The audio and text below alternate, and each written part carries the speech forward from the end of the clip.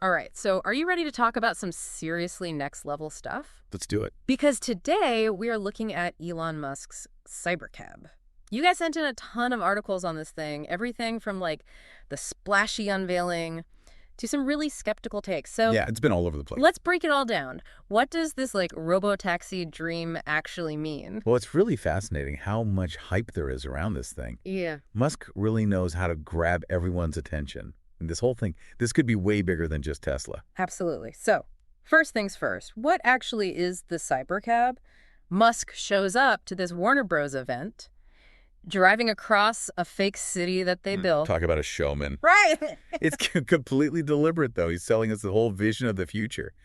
And that includes a healthy dose of theatrics. I love it. Yeah. So tell me about the Cybercab. It's like straight out of some sci-fi movie. Sleek, silver, two-seater. Those gullwing doors. Oh, yeah, he's definitely got that wow factor. But it's all about the autonomy, right? No steering wheel, no pedals. Exactly. He's saying he can get this thing into production by 2027 with a price tag under $30,000, which is ambitious even for Elon. Yeah, underselling has never really been his thing. But how does it even work? Some of these articles are talking about inductive charging. And I'm not gonna lie, that's just gibberish to me. Basically, imagine never plugging in your car again. That's the idea behind inductive charging. It uses these electromagnetic fields to transfer the energy wirelessly. It's not actually new technology in itself. Yeah. But Musk is talking about scaling it up massively, like for a whole fleet of these robotaxis, which that's a whole other thing entirely. Okay, so we've got this like futuristic car. It charges wirelessly, and it's supposed to completely drive itself. So what's the tech behind that? Well, Musk is putting all his eggs in the AI basket. All those Tesla vehicles out on the roads right now, they're collecting tons of driving data. And the AI is being trained on all of that. So the car learns by watching how we drive. Basically. Yeah. He calls it unsupervised full self-driving, or FSD. And he's even saying that they'll have it ready for like the Model 3 and Model Y by next year, at least in California and Texas. Well, that's a pretty bold claim, especially with all the stories that we're seeing about Tesla's current driver assistance systems, accidents, phantom braking. The whole 9 yards. Yeah. And that's where the skepticism comes in. A lot of experts are saying that Tesla's approach, like relying so much on cameras and AI, might not be enough for truly safe autonomous driving. Yeah.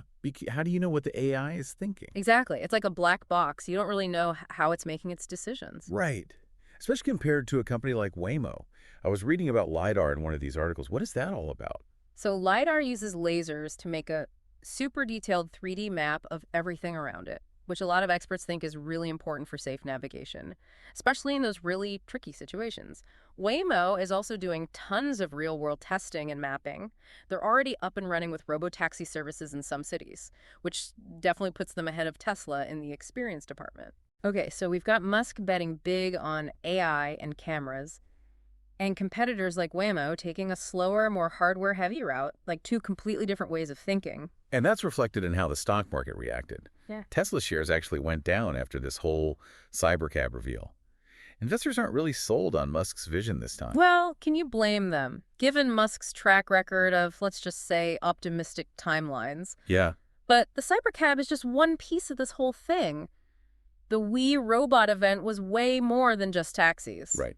Musk also teased this thing called the Robovan, which is basically a self-driving van. You can either carry like 20 people or a bunch of cargo. So he's thinking even bigger than just replacing your car. Exactly. He wants to change logistics, mass transit, the whole game. Wild. And then there were the robots walking around on stage. Can't forget about those. Optimus. Yeah, Optimus. Seeing those things next to the Cybercab, it felt like Musk was saying, hey, I've got even bigger plans here. It's true. It does feel that way. It's like he's building his own little sci-fi world over there. But all jokes aside, the Optimus reveal was a little strange. Yeah, how real is this robot thing? Musk is saying he wants these robots to be in everyone's homes, doing chores.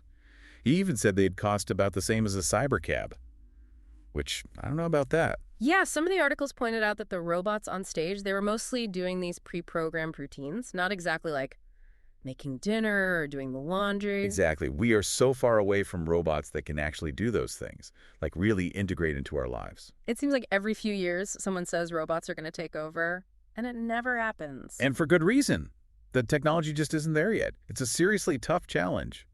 You need huge leaps in robotics. AI, sensors, even like material science. It makes sense. Making a robot dance on a stage. Way easier than making one that can, like, do your taxes. Exactly. Okay, so robots aside for a second, there's still a lot of questions about the Cybercab itself. Like, Right. how does this thing actually become legal? Ah, yes. The regulations, Right. that's the big thing that Musk kind of skipped over. Totally. It's not even clear if Tesla can legally have fully autonomous vehicles on the roads in most places. And even if they can get approval for testing, getting people to actually use them is another thing. Oh, yeah. People are very skeptical of self-driving cars. For good reason. It's one thing to talk about a future with robotaxis everywhere, but it's another thing to convince someone to get in one. Especially with all those accidents we've seen. Yeah. Even with the current self-driving features. Yeah, true. Safety is a big deal. It's huge. And any little accident with a self-driving car, it becomes a massive news story. Right, because it's so new. Exactly. Mm-hmm. And honestly, a lot of people are just creeped out by the idea of a car with no driver. I get it. And then there are all the ethical questions, too. Like, how do you even program a car to make life or death decisions? That's the big one, isn't it? If it has to choose between hitting a pedestrian or another car. Right. Who does it choose? And then what about hacking? Oh, yeah, that's a whole other can of worms. These aren't just technology questions, are they? Nope. They're about society. What does it mean to be human in a world with self-driving cars? Exactly. It's a lot. It really is. We're talking about a huge technological leap. But we haven't really figured out the basics yet. It reminds me of the early days of the internet. Really? Yeah.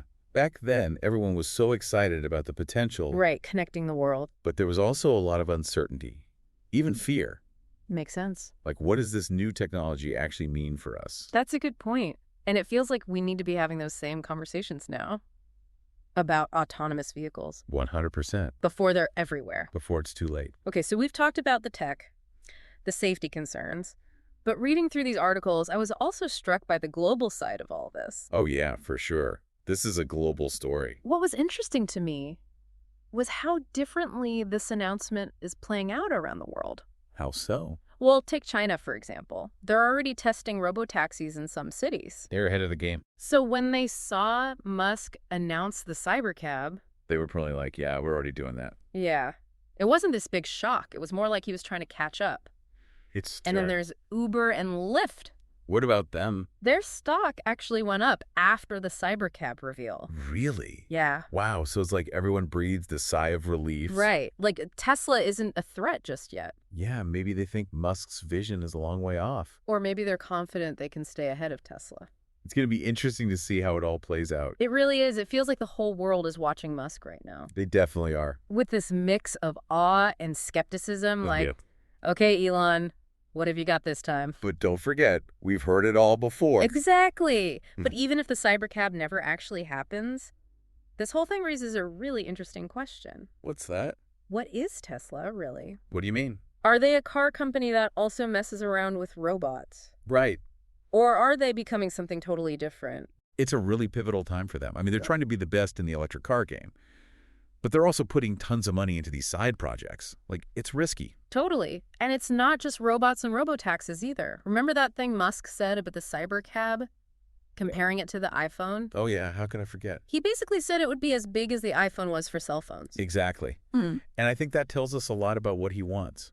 What do you mean? He doesn't just want to make cars. He wants to build like a tech empire. Ambitious. He wants Tesla to be the name when you think of transportation in the future. So everything. Everything. Personal cars, mass transit, you name it. Is that even possible? It just seems like he's trying to do too much. Can they really be like the Apple of transportation while they're also dealing with competition from other car companies and all the tech giants getting involved too? It's a huge gamble for sure. The electric car market is already crazy competitive. And it's only going to get tougher from here. How? Well, all those traditional car companies, they're finally taking electric cars seriously. About time. And then you have all these Chinese companies coming in hot. They're not messing around. Nope. If Tesla takes their eye off the ball for even a second, they could lose everything. High stakes. But let's say Musk pulls it off. Let's say he actually delivers on all these promises. What happens then? What does a world full of Tesla robotaxis actually look like? Well, imagine this. You want to ride somewhere. It's as easy as ordering a pizza. I love pizzas. Traffic jams. A distant memory. Really? Because these cars can talk to each other. They figure out the best routes for everyone. It's all optimized. That's wild. And get this, no more parking lots. What? Think about it. We need all those parking spaces Oh, because cars are just sitting around most of the time. true. But if they're always moving, taking people where they need to go, we can use that space for other stuff. Parks, green spaces, anything. It sounds amazing. But what about all the people who drive for a living? Right. Taxi drivers, truck drivers. Delivery drivers? Yeah, what happens to them? That's the million-dollar question.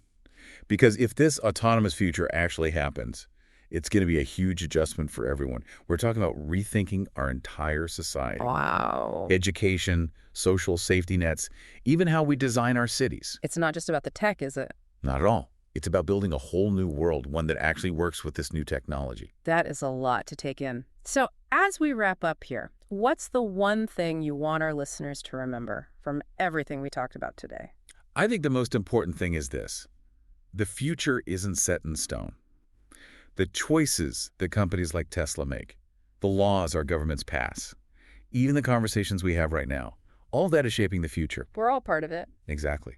So stay informed, stay engaged, and don't be afraid to ask tough questions. I love that because the future of transportation, maybe even the future of society itself, it might depend on us being willing to do that. Couldn't said it better myself. And on that note, we'll wrap up this deep dive. A huge thank you to you, our listener, for sending in all these fascinating articles. Until next time, keep exploring, keep questioning, and keep your eyes on the road ahead.